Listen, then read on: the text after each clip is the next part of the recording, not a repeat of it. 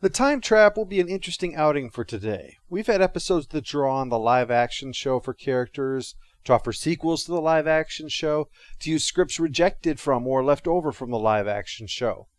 But this episode is different in that it's not connected to the live-action show. It's actually connected to the early 70s Gold Key comics for Star Trek.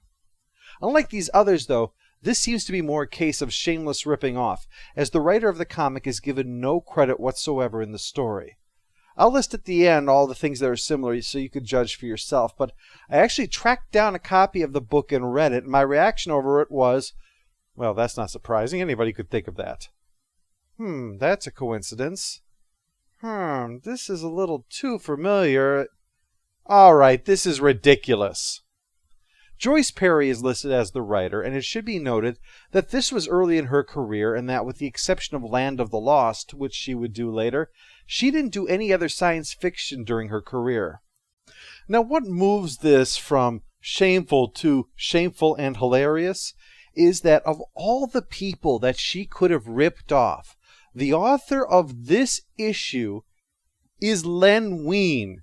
If you don't know who he is, he created at DC Swamp Thing, and on Batman, Lucius Fox.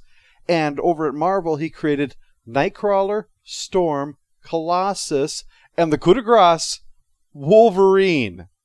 So of all the possible nobodies out there that were making comics at the time, she picked the guy who would have at least 6 of his characters appear in major motion pictures, 2 of which would have their name in the title. The episode kicks off with Kirk announcing that they have entered the Bermuda Triangle in space region. This was a popular bit of pseudoscience during this period.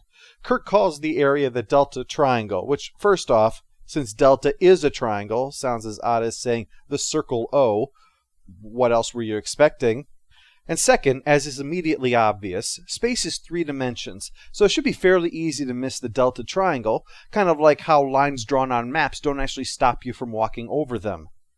Still, I'll dismiss it in this case because the name is probably not being a literal description for what it is, but based upon cultural history, like the way that blueprints today aren't actually blue, or the way that Greenland has more ice than Iceland. If someone built a continent in the Atlantic Ocean and called it Atlantis, we'd know why, and no one would think it's being suggested that it's the actual Atlantis. Anyway, while investigating the Delta Triangle, they run across Klingons. Open a hailing frequency. Ask them to please stop that.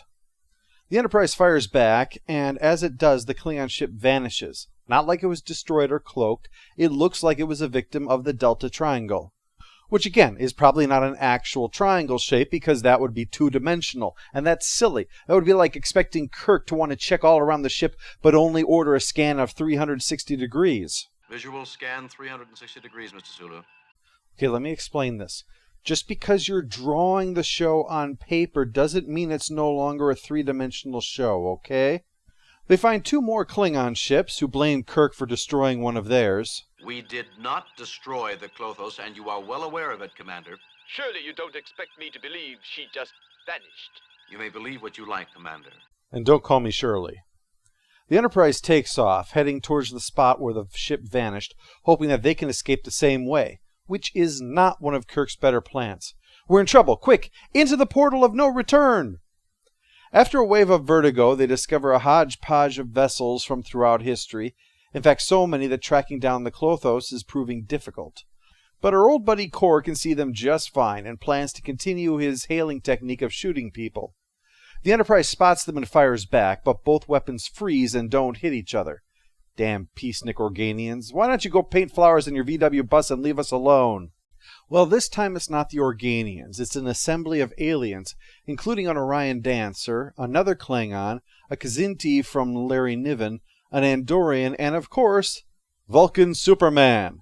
Live long and away! The Dancer has a prominent place here, in fact. She announces that since they were all trapped here, they eventually realized the futility of continuing to fight, and instead have become peaceful, and expect all new arrivals to do the same thing rather than filling their realm with turf wars every single time some new hothead shows up. That's why they put a stop to that fight and called them here to explain that they better knock it off. If they or any of their underlings disobey, their ship will be immobilized for a century. That's no problem here, though, since this is a timeless place, so it's just a very long jail sentence. Worse news comes from Scotty, but that's nothing new. The dilithium crystals are deteriorating. They've only got about 4 days to try to escape, and then that's it. They are stuck here. The Council of Aliens knows that Kirk is plotting an escape because one of their number has clairvoyance, but it's all right. Everybody has to try before they accept that they're stuck here. Spock has already figured out that they can't escape, and so has Kor's crew, but Kor is stubborn enough to try anyway, wasting power in his folly. But 2 good things come from this. One is a chance to laugh at Kor. Ha! And it inspires Spock on a new plan. The 2 ships combined can become powerful enough to escape together. Bones isn't so sure about this, but Sulu seems confident, probably because anime has proven the plan's viability time after time. The Klingons are receptive, which is good. Spock's been literally working night and day on Kirk's order in order to make this happen. I cannot tell you how impressed I am by your splendid spirit of cooperation. You can tell he's not himself. After they're gone, Kor's second-in-command wonders what Kor is thinking. Actually working with his enemy simply because it'd be moronic not to? The horror! Well, don't worry. Kor's already plotting treachery. They'll rig up the Enterprise to blow up once they've escaped. But for now, the 2 ships have been fused together to make their dramatic exit. There's already conflict with the Klingons poking around in this sealed-off dilithium area. I'm sure there's been a mistake. Where are you supposed to be working? Engineering Deck 5. Captain, allow me to escort this young man to his work area. Spock must have found whatever Bones has locked in his desk drawer. McCoy even makes note of how odd Spock's behavior has been, and while Kirk is inclined to defend his friend, Bones also points out that their entire escape plan is based upon the calculations of a man who looks like it'd take 3 times to put the key in this door lock before he remembered that his door doesn't have a door lock. But it turns out Spock was acting that way to have an excuse to touch the Klingons. He wanted to see if they were up to something, and the brief telepathic touch revealed that they're likely plotting sabotage. And yes, we see the Klingons showing off their speed capsule that will destroy the Enterprise once it hits Warp 8. And it fades to the image of the 2 ships looking inevitably like the Enterprise is mounting the Klingons, which is an apt metaphor for Kirk's relationship with them in general. There's a party that night in celebration of what everyone says is certain failure, where the Orion lady dances for Kirk. She may be one of the most important leaders of this group, but there's bills to pay, damn it. The fun is interrupted by Bones, whom we've learned over the past couple of months is far more of a player than anyone ever dreamed, and he asks one of the Klingon ladies to dance with him. But she's already hooked up with somebody, and you can imagine how a Klingon reacts to someone making a pass at his or her mate. Yep.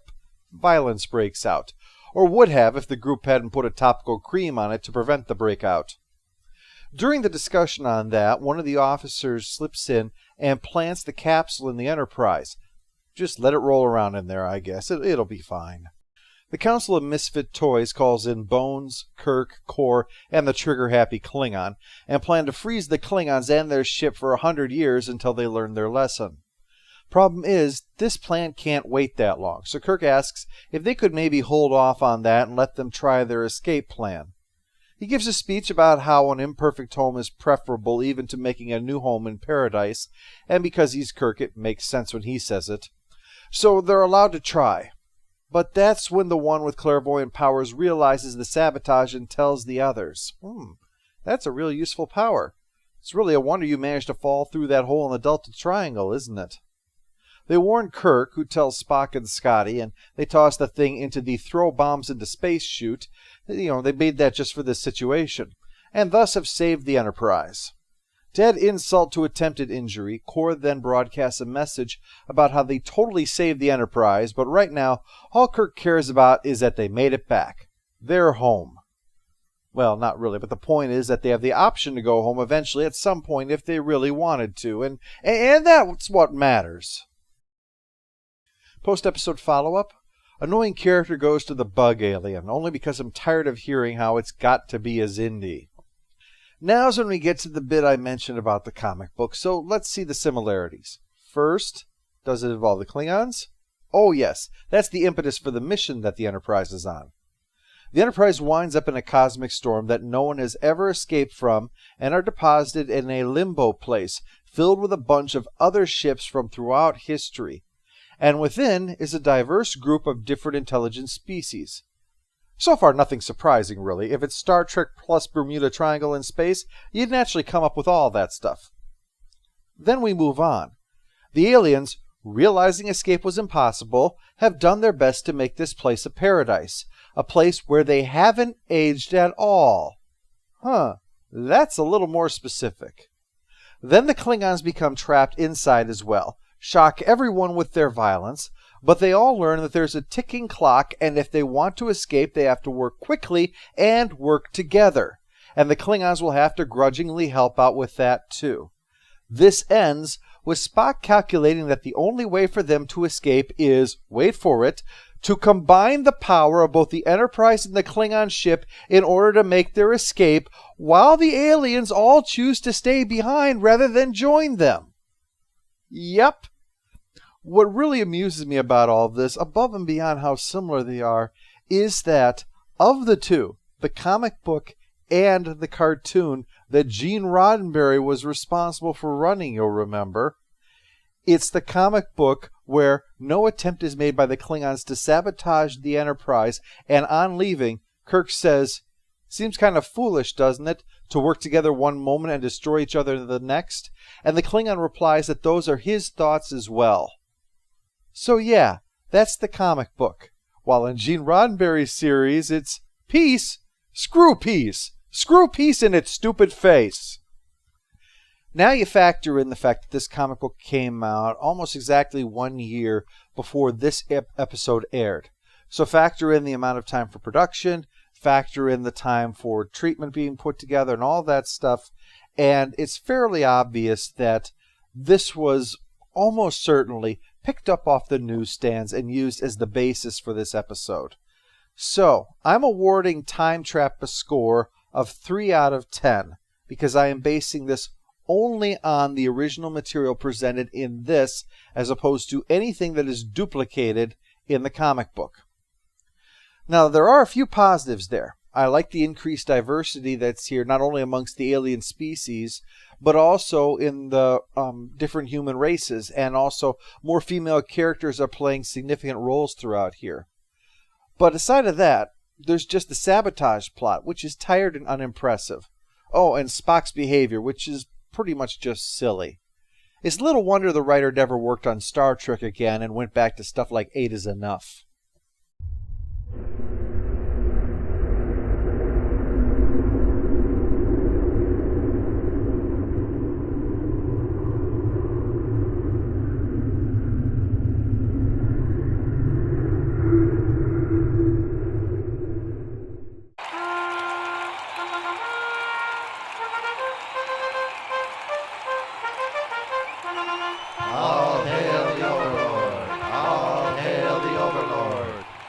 I picked up some indication they are planning to sabotage the Enterprise. Sabotage.